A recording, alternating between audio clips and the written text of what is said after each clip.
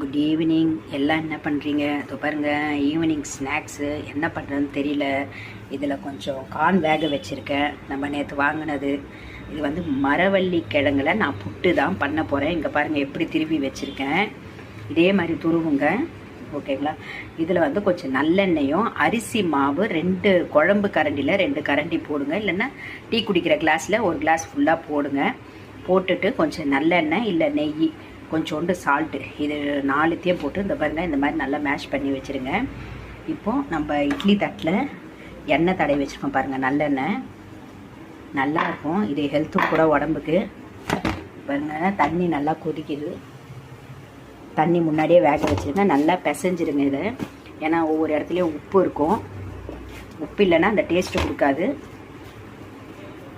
பண்ணி முடிச்சிட்ட பிறகு எடுத்து வெந்துட்ட பிறகு ஒரு பெரிய பவுலில் போட்டு ஆற வச்சுட்டு தேங்காய் திருவி அதில் போடுங்க. தேங்காய் திருவி போட்டுட்டு ஏலக்காவும் சர்க்கரையும் கொஞ்சம் மிக்சியில் பவுடர் பண்ணி போடுங்க. பாருங்கள், உங்களுக்கு நான் ஒன் பையாக தான் காட்டுறேன்.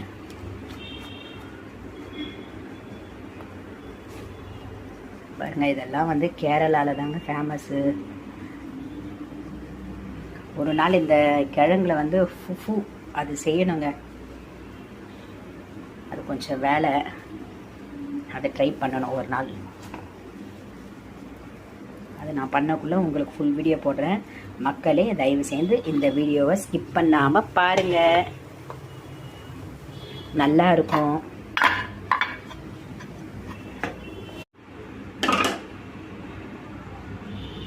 இது பாருங்கள், ஏலக்காய் சர்க்கரை போட்டு நம்ம பவுடர் பண்ணி போட்டோம்.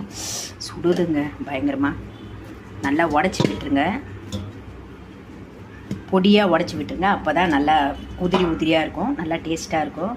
நெக்ஸ்ட்டு பாருங்கள், நம்ம தேங்காய் திருவியாச்சு. இப்படி துருவி கொடுத்துருக்காங்க பாருங்கள் நைஸாக. நெக்ஸ்ட்டு பாருங்கள், கார்ன் வேக வச்சுருக்கோம்.